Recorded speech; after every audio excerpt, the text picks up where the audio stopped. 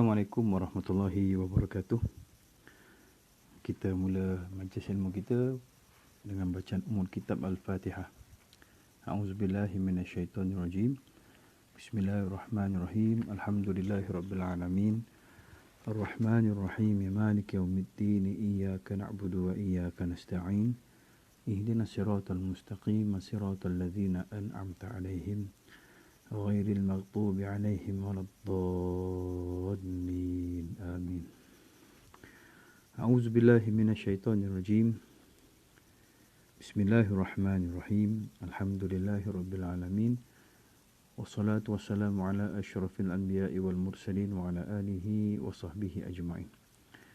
Rabbi shrah li sadri wa yassir li amri wa hlul 'uqdatam min lisani yafqahu qawli.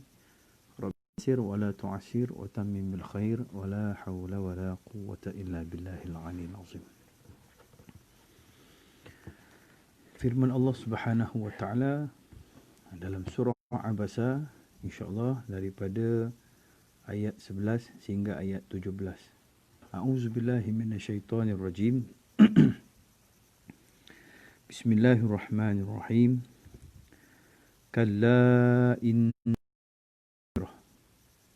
فمن شاء ذكره في صحف مكرمة مرفوعة مطهرة بأيدي سفرة كرام بررة قتل الإنسان ما أكفره.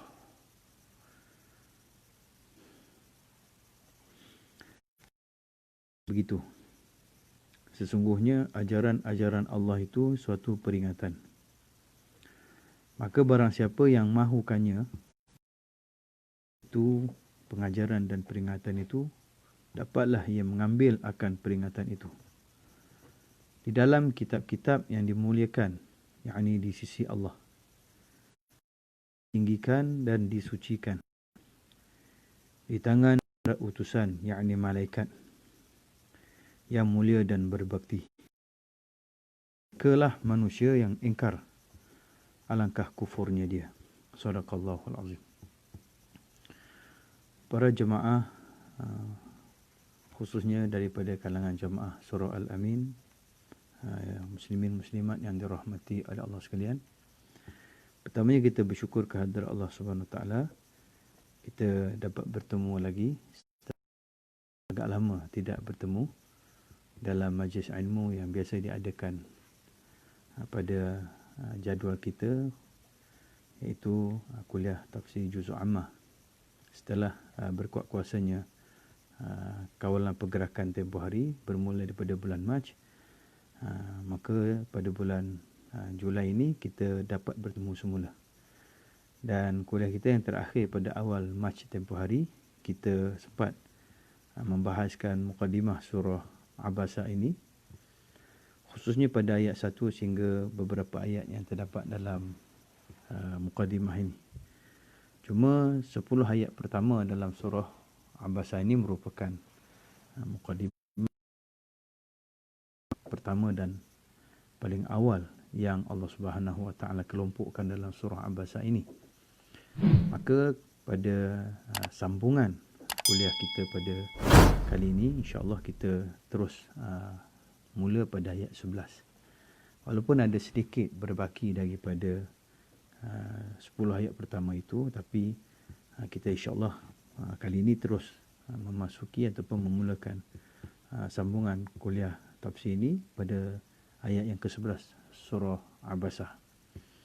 Kita merenungi seketika beberapa pengajaran yang kita boleh peringatkan semula daripada bahagian mukadimah ataupun permulaan daripada surah Abasa ini. Di mana seperti yang telah disenaraikan oleh penulis kitab Tafsir Al-Munih, iaitu almarhum Dr. Wahbah Zuhaili, pada perbahasan 10 ayat pertama dalam, Dr. Wahbah telah menyebutkan terdapatnya pedoman hidup dan hukum hakam pada 10 ayat pertama yang telah kita bahaskan sebahagian besarnya pada kuliah yang lalu.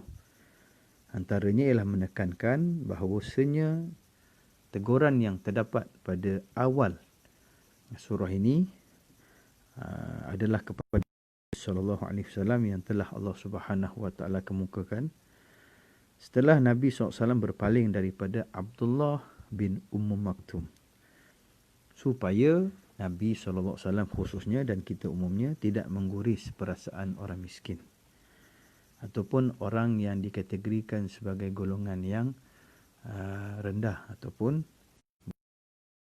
golongan kaya, bangsawan, pemimpin dan mereka yang berpengaruh. Malah supaya diketahui bahawa orang beriman yang fakir juga adalah mereka yang kaya yang kafir. Dan seterusnya, walaupun sikap Abdullah bin Maktum sepatutnya juga ditegur.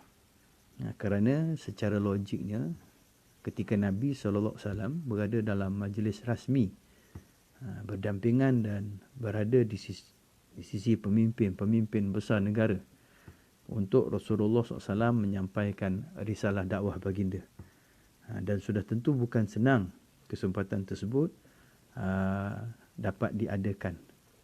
Dan ketika Nabi berpeluang untuk bersama dengan pemimpin-pemimpin besar negara pada masa itu, itulah ruang yang Nabi SAW miliki untuk baginda menyampaikan risalah dakwah. Tetapi secara tiba-tiba datanglah Abdullah Maktum. Secara logik pun tindakan Abdullah bin Maktum ni boleh juga ditegur, tetapi berpadanan dengan apa yang Allah SWT, khususnya pada ayat yang kedua di mana Allah menyebutkan anja'ahul a'ma, bahawasanya telah datang kepada Nabi SAW itu seorang buta. Yang datang kepada Nabi iaitu Abdullah Maktum tidak disebutkan maklumat identiti diri Abdullah Maktum itu dengan nama beliau, tetapi disebutkan dengan situasi dan sifat diri beliau, iaitu sebagai orang buta, al-a'ma.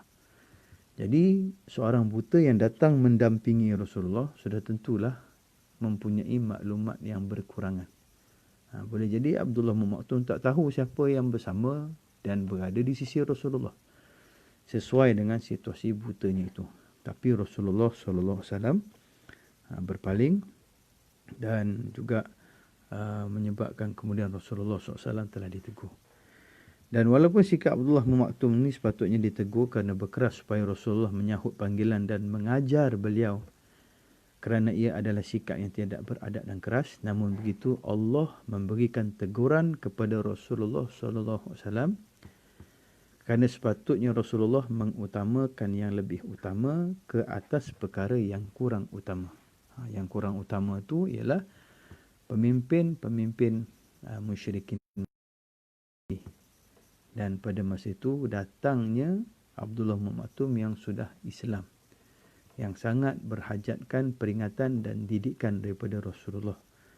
Jadi pertembungan di antara orang Islam dengan orang kafir sudah tentulah orang Islam yang berhajatkan pendidikan ataupun didikan, maka diutamakanlah orang-orang yang sudah memeluk Islam.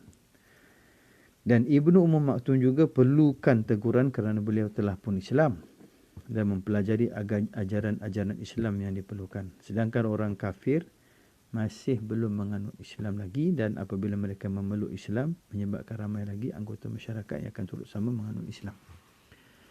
Kemudian yang seterusnya, Ibnu Maktum sebenarnya dikira tidak salah kerana beliau tidak tahu Rasulullah SAW sedang sibuk melayani orang lain dan mengajak mereka menganut Islam. Ini sesuai seperti yang saya sebutkan tadi, situasi kekurangan diri Abdullah Maktum.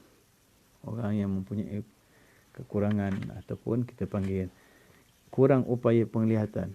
Jadi dengan sebab situasi ini sudah tentulah menyebabkan Abdullah Maktum tidak dikira salah atas tindakan yang dilakukan terhadap Rasulullah SAW. Dan ayat tersebut merupakan dalil yang nyata bahawa dalam Islam wajib melayani orang sama rata dalam soal memberikan pengajaran, ilmu dan dakwah tanpa membezakan antara yang fakir dengan yang kaya. Jadi dalam hal untuk kita menyampaikan ajaran agama Allah SWT khususnya, dan juga dalam majlis ilmu dan juga seruan dakwah, Tidak sepatutnya seorang pendakwah itu ataupun guru itu membezakan di antara yang fakir dan yang kaya. Oh, majlis ni untuk orang kaya saja, orang fakir tak boleh. Dan ini merupakan teguran yang khusus pada Rasulullah dan juga sudah tentu kepada kita secara umumnya. Dan Allah Subhanahu Wa Taala mengkehendaki Nabi Muhammad SAW menggunakan sepenuh tenaga dan Quraisy kepada Islam. Sedangkan sebenarnya mereka tidak beriman. Oleh itu, memandai apa yang Rasulullah SAW telah sampaikan kepada mereka tentang memadai dengan seruan itu, jika mereka mahu meninggalkan penyembahan berhala, jadi selepas itu mereka tidak lagi mempunyai apa-apa alasan untuk tidak menerima hidayah atau keimanan. Bagi Rasulullah SAW, baginda merupakan ajaran. Sebab itu tidak wajar mengutamakan usaha menarik golongan itu kepada Islam sehingga orang yang sudah menganut Islam. Ini sedikit sebanyak pengajaran daripada perbahasan ayat daripada kelompok dan kalangan dalam surah Abasa yang telah kita bahas tempoh hari. Jadi insya-Allah pada kuliah kali ini kita sambung perbahasan seterusnya, di mana pada ayat yang ke-11 ini Allah ingatkan, kalla innaha tazkirah. Sekali-kali jangan demikian. Sesungguhnya ajaran-ajaran Tuhan itu adalah suatu peringatan. Allah Subhanahu Wa Taala memulakan kelompok seterusnya, khususnya pada ayat 11 ini dengan menyebutkan kalla. Satu penafian ataupun satu kita panggil penolakan yang bersifat keras. Di mana Allah Subhanahu Wa Taala bila sebut kalla ni, ayat-ayat dalam surah Juz'u Amma ataupun ayat-ayat lazim yang banyak menggunakan perkataan kalla. Kalau kita biasalah dalam surah-surah yang dibaca dalam solat-solat harian kita, seperti dalam surah At-Takatsur, dalam surah Al-Humazah, ada banyak perkataan kalla. Biasa kita baca contohnya, wailul likulli humazatil lumazah allazi jama'a malan wa 'addadah kalla layumbazanna fil hutamah. Itu contoh. Lagi seperti dalam surah At-Takatsur, kalla sawfa ta'lamun thumma kalla sawfa ta'lamun. Itu contoh. Kebiasaannya kalla ni boleh kita kaitkan dengan maksud perkataan la, tidak. La contohnya. Tapi kalla ni penafian yang lebih keras lagi.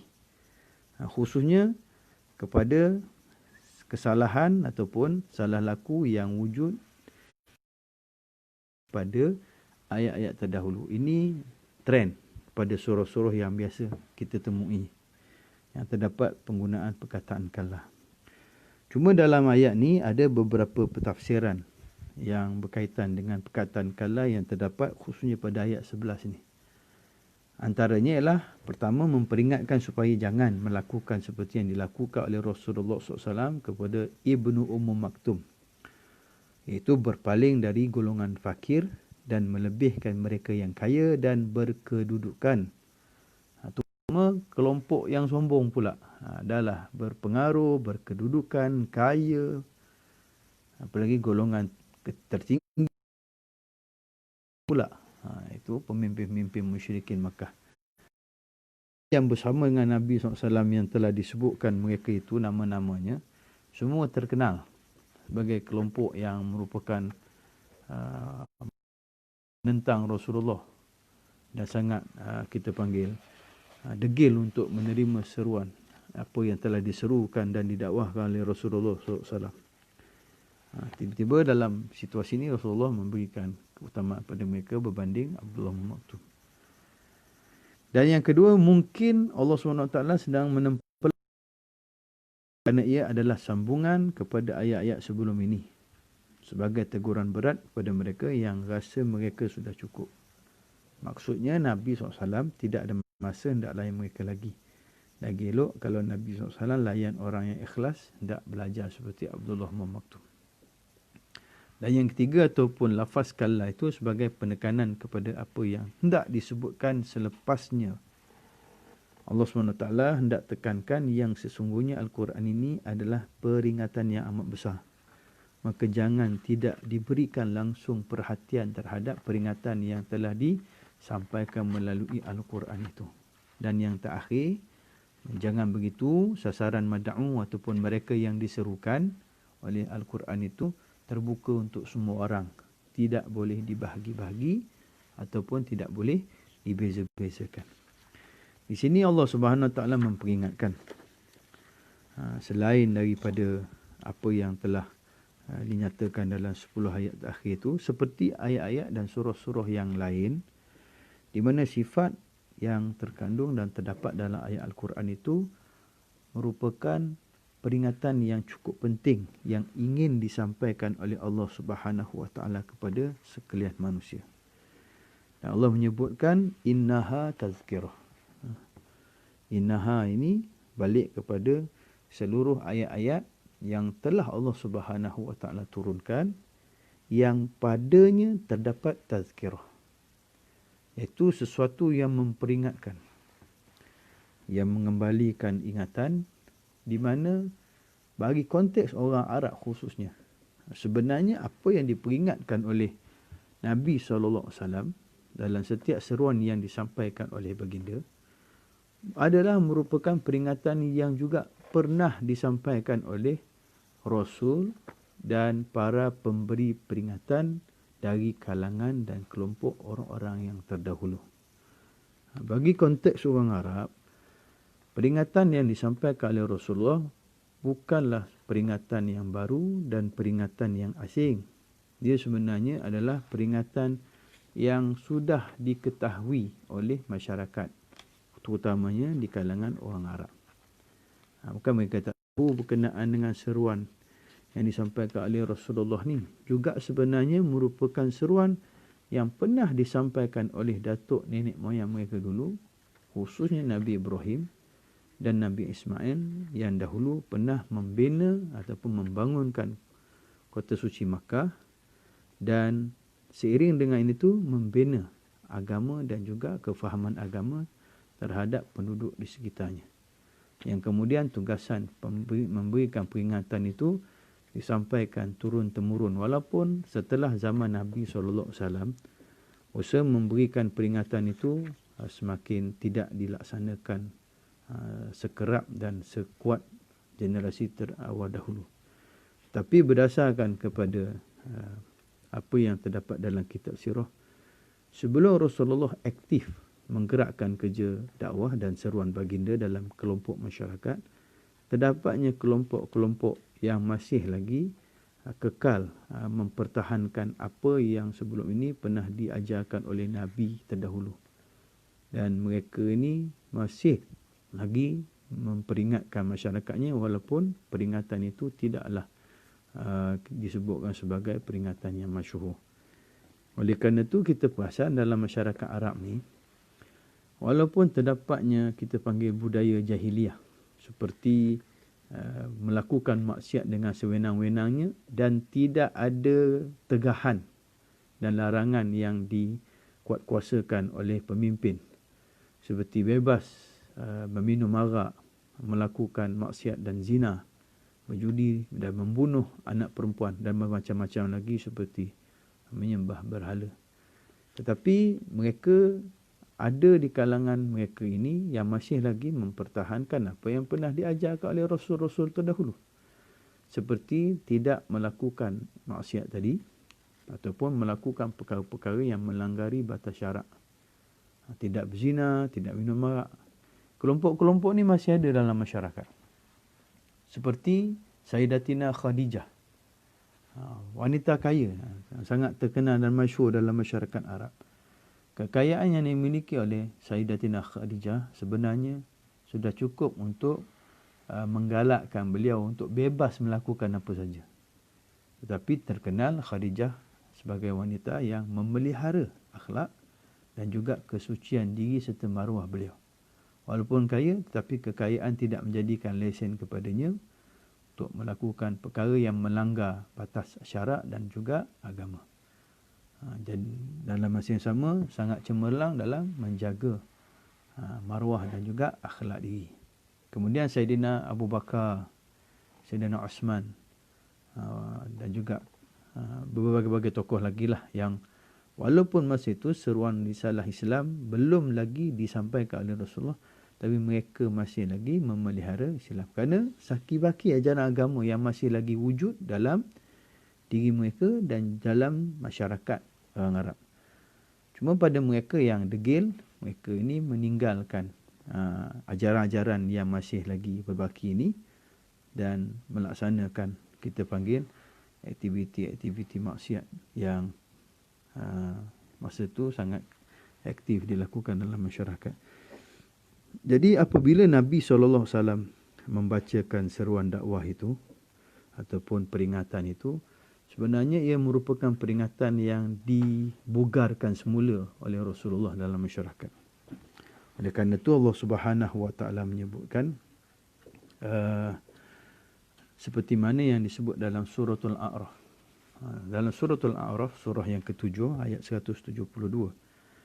A'udzubillahi minasyaitonirrajim. Wa iz akhadha rabbuka min bani adama min zuhurihim dzurriyyatahum wa ashhadahum ala anfusihim alastu birabbikum qalu bala shahidna an taqulu yawmal qiyamati inna kunna an hadza ghafilin.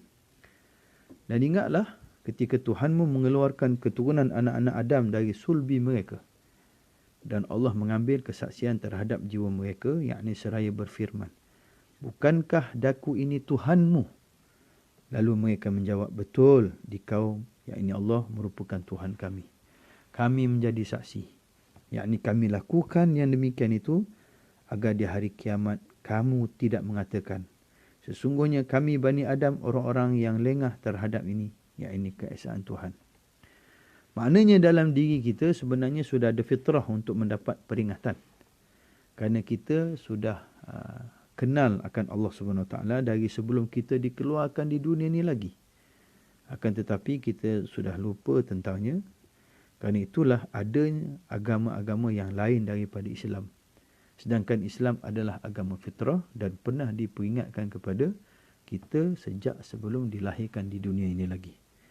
Dan agama lain itu terjadi kerana manusia sudah lupa perjanjian dan iqrar mereka sebelum mereka lahir, seperti yang disebutkan oleh Allah dalam suratul A'raf ayat 172 ni. Dan ini bukan peringatan dari manusia, tetapi peringatan daripada Allah Subhanahu Wa Taala sendiri. Kalau mereka tidak mahu dengar, jadi bukan salah Rasulullah SAW. Allah Subhanahu Wa Taala menyebutkan seperti yang disebutkan oleh Dr. Wahab Zuhaili dalam tafsir Al-Muni ini. Firman Allah pada ayat 11 yang kita bacakan ini memperingatkan jangan melakukan seperti apa yang telah dikau, yakni Muhammad, lakukan terhadap Ibnu Maktum, iaitu berpaling daripada orang fakir dan memberi tumpuan pula kepada orang kaya. Walhal mereka itu bukanlah golongan manusia yang mahu membersihkan diri. Ayat-ayat dan surah ini atau Al-Quran adalah nasihat. Maka wajar sekali dikau dan umatmu mengambil pengajaran serta melaksanakan tuntutannya itu. Dan dalam ayat ini Allah Subhanahu ataupun dalam ayat ini Al-Quran tetap diagungkan. Sama ada orang kafir terima ataupun tidak. Dan perihal mereka itu tidak perlu dipedulikan. Kemudian Al-Quran menggambarkan peringatan itu kepada dua perkara. Ada dua peringatan yang digambarkan oleh Al-Quran. Pertama, pada ayat 12 dan keduanya pada ayat 13 hingga ayat 16 kita bacakan. Pertama itu ayat 12 disebutkan oleh Allah Subhanahu Wa Taala fi suhufin ataupun faman syaa zakarah. Sesungguhnya peringatan ini adalah suatu peringatan yang jelas dan nyata, mudah difahami dan diambil pengajaran untuk dilaksanakan. Jadi barang siapa yang mahu, ia akan mendapat pengajaran, mengingatinya serta melaksanakan kehendaknya. Muslimin muslimat yang dirahmati oleh Allah Subhanahu Wa Taala sekalian. Allah Subhanahu Wa Taala menegur khasnya kelompok pemimpin kafir bahawa Al-Quran ini seperti yang disebutkan tadi ada mempunyai peringatan, dan siapa-siapa yang ingin mengambil peringatan tu, maka peringatan tu sangat terbuka untuk dia. Dan bukan saja ianya merupakan peringatan yang sangat terbuka, tetapi ia merupakan peringatan yang sangat mudah untuk kita panggil diambil manfaat, dan juga peringatan yang cukup mudah untuk mendapatkan kefahaman dan pengajarannya. Boleh kita ambil beberapa contoh yang berlaku berkaitan dengan Al-Quran dan masyarakat Arab, di mana menjadi hujah bahawasanya Al-Quran ini betul-betul ayat yang memberikan peringatan, meninggalkan kesan, dan sangat mudah memberikan juga kesan kepada diri orang yang sama ada mengambil pengajaran seperti menuntut ilmu daripadanya, ataupun paling tidak terdengar dan mendengar. Bukan saja mendengar, terdengar pun boleh dapat pengajaran. Saya ambil beberapa contoh, muslimin-muslimat yang dirahmati oleh Allah sekalian. Terdapat beberapa kisah yang sangat masyhur di kalangan pemimpin musyrikin khususnya, dan juga individu yang berkait dengan Al-Quran ni. Mereka ada yang mendengar dan ada yang terdengar Al-Quran ni. Sekadar terdengar pun sudah cukup dah untuk memberikan pengajaran yang cukup besar pada diri mereka. Dan penjelasan itu juga berlaku dalam bentuk yang sangat mudah. Seperti contoh peristiwa yang berlaku pada Sayyidina Umar bin Al-Khattab radhiyallahu anhu. Ketika Sayyidina Umar bin Al-Khattab, yang semua tahulah peristiwa masyhur keislaman Sayyidina Umar. Antaranya ialah kesan daripada beberapa ayat yang telah didengari secara tak sengaja oleh Sayyidina Umar daripada beberapa ayat dari kelompok Muqaddimah Surah Toha. Kita baca balik dalam surah Toha itu yang disebutkan dalam Al-Quran, iaitu surah yang ke-20. Ada yang mengatakan 6 ayat pertama daripada kelompok Muqaddimah surah Toha itulah yang telah memberikan kesan yang cukup besar pada Sayyidina Umar bin Al-Khattab. Bismillahirrahmanirrahim. Toha ma anzalna 'alaikal Qur'ana litashqa illa tazkiratan liman yakhsha tanzilan mimman khalaqal arda was samawati al-'ula ar-rahmanu 'alal 'arsy istawa lahu ma fis samawati wa ma fil ardi wa ma bainahuma wa ma tahta ath-thara. Tuan-tuan boleh tengoklah terjemahan tu, tetapi kesan daripada 6 ayat ni khususnya telah menyebabkan Sayyidina Umar yang pada masa itu meluru menuju adiknya dan adik iparnya. Beliau merasa marah kerana adik dia masuk Islam, sedangkan dia abang merupakan penentang tegar Rasulullah dan juga Islam. Tiba-tiba adik dia masuk Islam. Maka dia marah, nak mengamuk. Terdengar adik dia baca ayat Quran ni dan menyebabkan hatinya meruntun, ataupun kita panggil daripada marah kepada tenang, dan kemudian minta diperdengarkan dengan lebih lanjut daripada ayat ni, yang selepas daripada itu menyebabkan beliau masuk Islam. Bukan saja masuk Islam, tapi menjadi cemerlang, ataupun menjadi Islam yang cemerlang pula. Tu beberapa ayat. Tak baca ayat panjang-panjang, tak perlu penjelasan panjang lebar, tak perlu kepada majlis ceramah, majlis tafsir, majlis kuliah. Dengar ayat Quran, tiba-tiba Sayyidina Umar yang bengkeng, perongos dan kita panggil pemarah itu, tiba-tiba berubah menjadi orang yang tenang dan kemudiannya masuk Islam. Kemudian beberapa ayat daripada kelompok ataupun Muqaddimah surah Maryam. Sejarah kita panggil penerimaan Raja Najasyi terhadap delegasi Islam ataupun delegasi rombongan yang telah diutus oleh Rasulullah, di mana terdapat lebih kurang 80 orang lebih sahabat-sahabat Nabi yang terpaksa keluar daripada Makkah untuk mendapat perlindungan daripada pemimpin negara Habsyah. Dan pendek cerita, berlaku dialog di antara wakil rombongan Islam yang pada masa itu diketuai oleh Ja'far bin Talib, dan berlakulah kita panggil dialog yang sangat terkenal tu bila delegasi Islam sampai. Tiba-tiba ada 2 wakil musyrikin Makkah, antaranya yang diketuai oleh Amru Al-As radhiyallahu anhu. Masa tu dia tak masuk Islam lagi, dia jadi duta pada kerajaan musyrikin Makkah. Pujuk rayu Raja Najasyi supaya tak benarkan kelompok sahabat Nabi ni duduk di Habsyah dan dihantar pulang ke Makkah. Dan Ja'far diberikan peluang untuk menyampaikan hujah untuk lawan balik kenyataan Ammar al-As yang masa tu belum Islam lagi.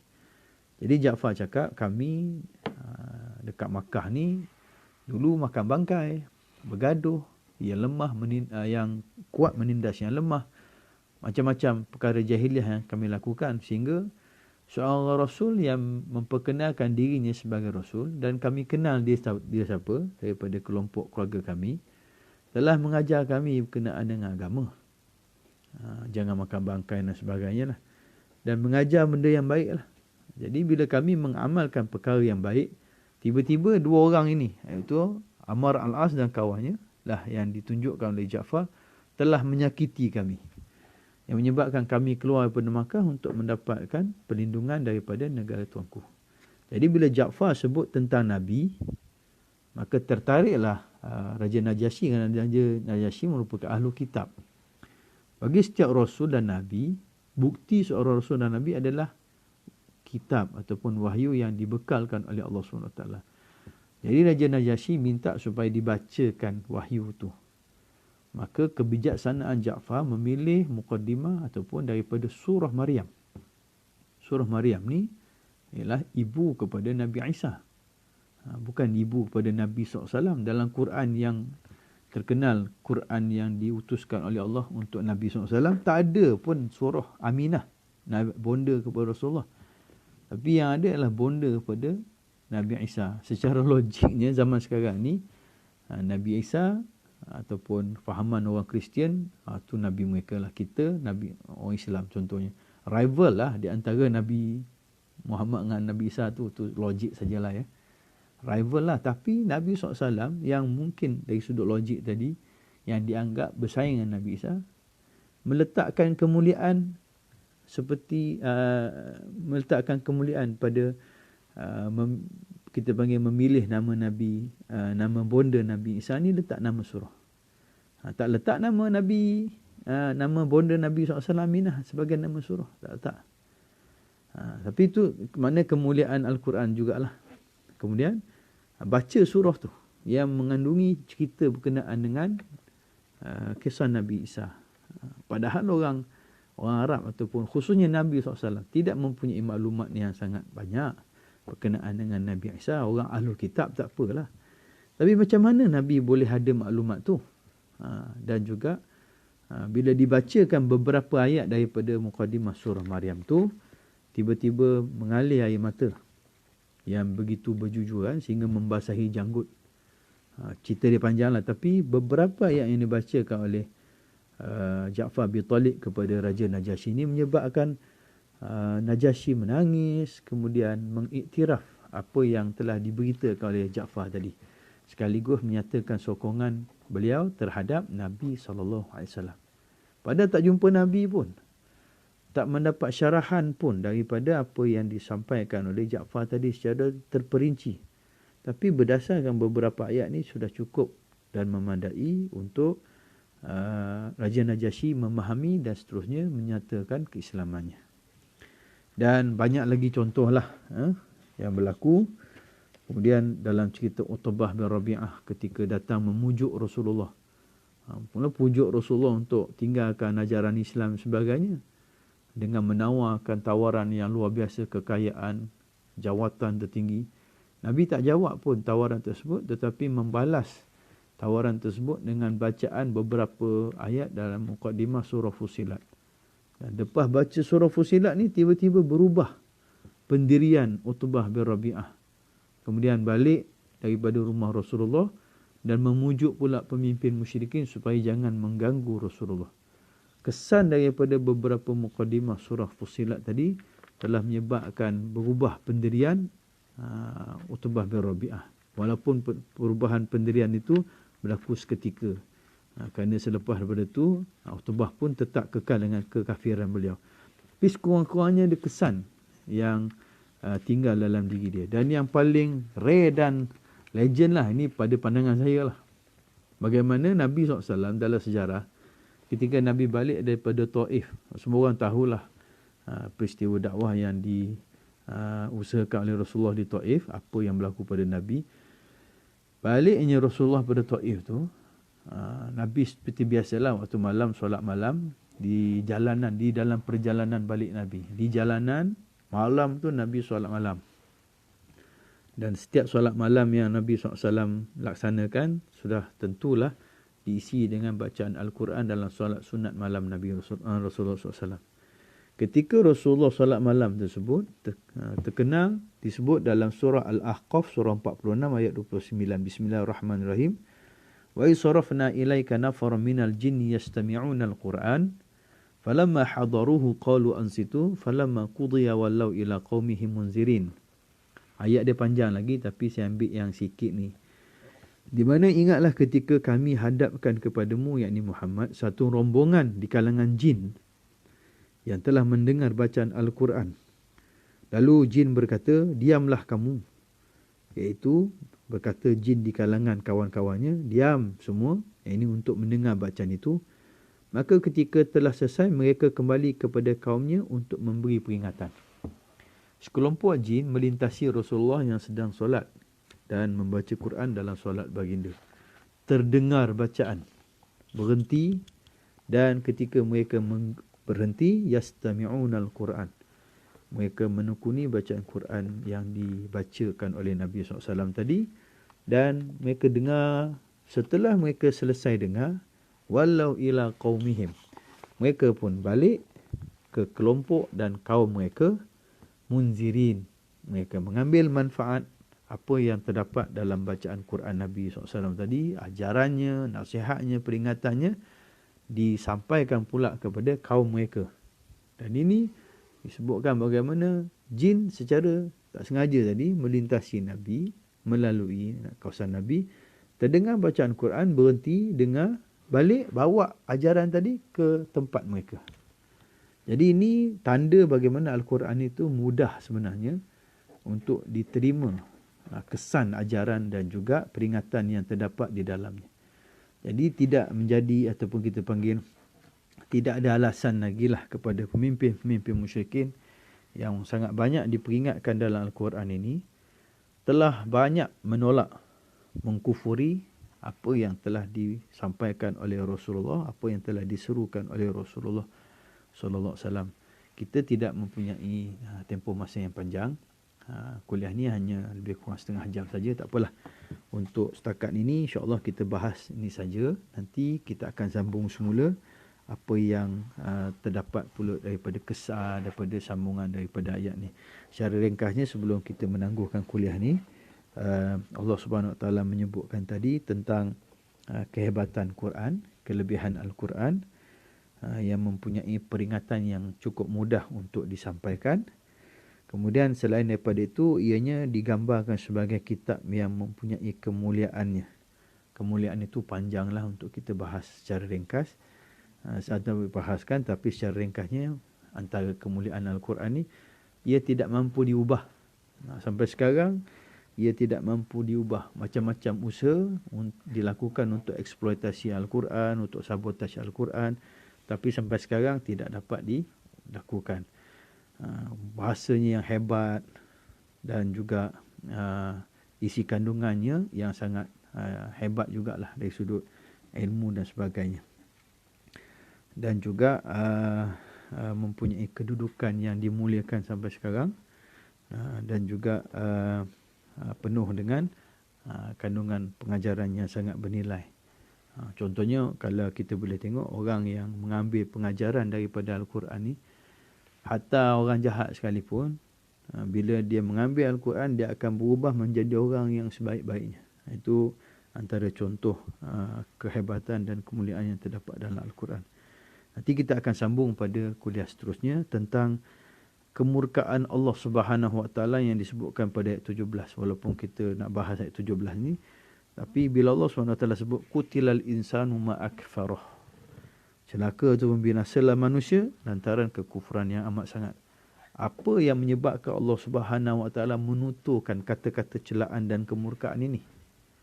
Jadi insya-Allah kita akan bahas pada kuliah akan datang insya-Allah. Mudah-mudahan ada manfaat dalam kuliah tafsir yang kita sambung setelah 3 bulan ataupun lebih daripada itu kita tidak bertemu. Dan insya-Allah mudah-mudahan kita akan dipertemukan semula di rumah Allah SWT nanti dalam kelas dan pengajian yang lebih formal lagi. Mudah-mudahan Allah SWT juga mengangkat masyaqqah dan juga ujian musibah COVID-19 ini dan mengembalikan keamanan seperti sedia kala. Mudah-mudahan begitulah. Aqulu qawli hadza astaghfirullahalazim li wa lakum wa li sa'iril muslimina wal muslimat fastaghfiruh innallaha wal ghafurur rahim. Wabillahi taufiq wal hidayah. Wassalamualaikum warahmatullahi wabarakatuh. Tanggung dengan tasbih kafarah suratul asri. Subhanakallahumma wa bihamdika asyhadu an la ilaha illa anta astaghfiruka wa atubu ilaik. Bismillahirrahmanirrahim. Wal asri innal insana lafi khusr illa allazina amanu wa amilus solihat wa tawassaw bil haqq wa tawassaw bis sabr. Wabillahi taufiq wal hidayah. Assalamualaikum warahmatullahi wabarakatuh.